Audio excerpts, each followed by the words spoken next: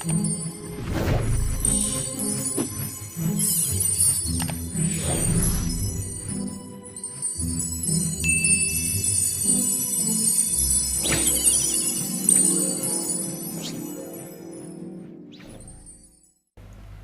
My dear friends, welcome to Happy Beats TV. എല്ലാവർക്കും സുഖമല്ലേ? മോൾക്ക് നല്ല ചുമയായിരുന്നു, കുത്തി ഞങ്ങൾ ഡ്രൈ കഫ് ആയിരുന്നു. അപ്പോൾ ഞാനൊരു ഹോം റെമഡി ഉപയോഗിച്ചിട്ട് അതെങ്ങനെ മാറ്റിയെടുത്ത് നോക്കാം. നേരത്തെ ഇതുപോലെ തന്നെ കഫ് വന്നിട്ട് ഞാനത് കൊടുത്തിട്ട് നല്ല ആശ്വാസം ഉണ്ടായിരുന്നു. ഇപ്രാവശ്യം വന്നപ്പോൾ ഞാൻ അത് തന്നെ കൊടുത്ത് നല്ല ആശ്വാസമുണ്ട്. അപ്പോൾ അതെങ്ങനെ നമുക്ക് വീട്ടിലുള്ള ഹോം റെമഡി ഉപയോഗിച്ചിട്ട് നമുക്ക് നമ്മളെ കുഞ്ഞുങ്ങളുടെ കഫ് മാറ്റിയെടുക്കാൻ നോക്കാം. അപ്പോൾ പെട്ടെന്ന് തന്നെ നമ്മൾ ഓടിപ്പോയി കഫ് സിറപ്പ് ഒന്നും മാറ്റി കൊടുക്കേണ്ട കാര്യമില്ല. അപ്പോൾ ഒരുപാട് അങ്ങോട്ട് കഫമുണ്ട് അല്ലെങ്കിൽ കളർ ചേഞ്ച് ഒക്കെ ഉണ്ടെന്നുണ്ടെങ്കിൽ മാത്രം നമ്മൾ പെട്ടെന്ന് തന്നെ ഹോസ്പിറ്റലിലേക്ക് കൊണ്ടുപോവുക. ഏതൊരു പരീക്ഷണങ്ങൾക്ക് നിൽക്കണ്ട. അതല്ല നമ്മുടെ സ്റ്റാർട്ടിങ്ങിൽ തുടക്കത്തിലുള്ള കഫാണെന്നുണ്ടെങ്കിൽ നമുക്ക് ഇങ്ങനെ നമ്മുടെ ഹോം റെമഡി ഉപയോഗിച്ച് അത് മാറ്റിയെടുക്കാം, കുഞ്ഞുങ്ങളുടെ കഫെന്ന് നോക്കാം. അതിനായിട്ട് ആവശ്യമുള്ളത് നമ്മൾ ചെറിയുള്ളി അഥവാ കൊച്ചുള്ളിയാണ്. അതൊരു 4 കൊച്ചുള്ളി എടുക്കുക. എന്നിട്ട് കുഞ്ഞായിട്ട് കുഞ്ഞായിട്ട് അരിയുക. എന്നിട്ട് അതിലേക്ക് നമ്മളുടെ കൽക്കണ്ടം, വെളുത്ത കൽക്കണ്ടം ഉണ്ട്, പിന്നെ നമ്മളുടെ പനങ്കൽക്കണ്ടം ഉണ്ട്, ഒരു ഗോൾഡൻ കളറൊക്കെ ഉള്ളത്. അതാണ് ഗോൾഡൻ കളറുള്ള കൽക്കണ്ടമാണ് ഏറ്റവും നല്ലത്. ഇൻ കേസ് അത് അവൈലബിൾ ആയില്ലെങ്കിൽ മാത്രം നമ്മളുടെ ഈ വൈറ്റ് കളറുള്ള കൽക്കണ്ടം എടുക്കുക.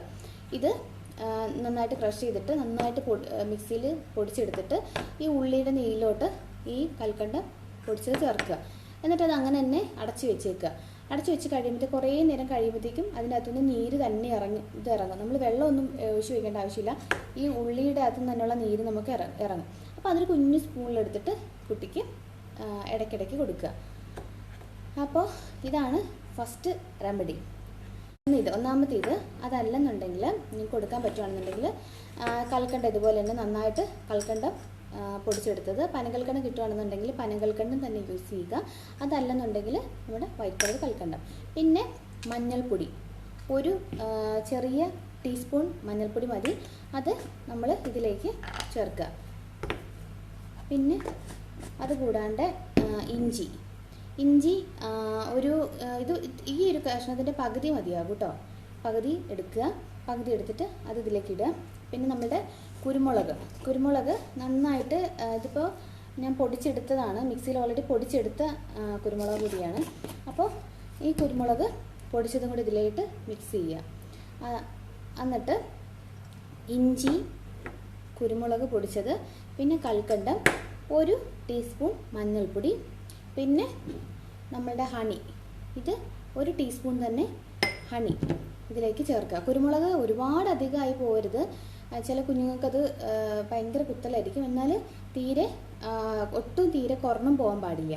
അതിന് ശേഷം ഇത് നന്നായിട്ട് നമ്മൾ മിക്സിയിൽ ഒരു 1/4 ഗ്ലാസോളം ചെറിയ ചൂടുവെള്ളം എന്ന് വെച്ചാൽ ചൂടധികം ആവരുത്, ചെറിയ ചൂടുവെള്ളം, നമ്മൾ തിളപ്പിച്ച് ആർച്ച ചെറിയ ചൂടുവെള്ളം കൂടി ഇട്ടിട്ട് നന്നായിട്ട് അരച്ചെടുത്തതിന് ശേഷം അരിച്ചെടുക്കുക. അപ്പോൾ ഇത് കണ്ടോ, ഈ ഒരു പരുവത്തിൽ നമുക്ക് ഒരു ഇങ്ങനെ ചാറ് പോലെ കിട്ടും. അപ്പോൾ അതെടുത്തിട്ട് ഓരോ ടീസ്പൂൺ വെച്ചിട്ട്, ഇപ്പോൾ തീരെ ചെറിയ കുട്ടികളാണെങ്കിൽ 1 വയസ്സ് 2 വയസ്സ് ഒക്കെ ഉള്ളതെന്നുണ്ടെങ്കിൽ ടീസ്പൂണിൽ ഓരോ ടീസ്പൂൺ വെച്ചിട്ട് ഒരു 2 മണിക്കൂർ ഇടവിട്ട് ഇച്ചിരി കൊടുക്കുക. ഇപ്പോൾ കുറച്ച് മുതിർന്ന ചൂട് വലിയ കുട്ടികളാണെന്നുണ്ടെങ്കിൽ ഒരു വലിയ സ്പൂണിൽ കൊടുക്കുക. ഒത്തിരി എരിവാവാതെയും ഒരുപാട് ഇഞ്ചി ആവാണ്ട് ശ്രദ്ധിക്കണം, കാരണം കുത്തലുണ്ടാവും. പിന്നെ അതിനുശേഷം ഇത് കുരുമുളകൊക്കെ ഉള്ളത് കൊണ്ട് കുറച്ച് എരിവുണ്ടാവും.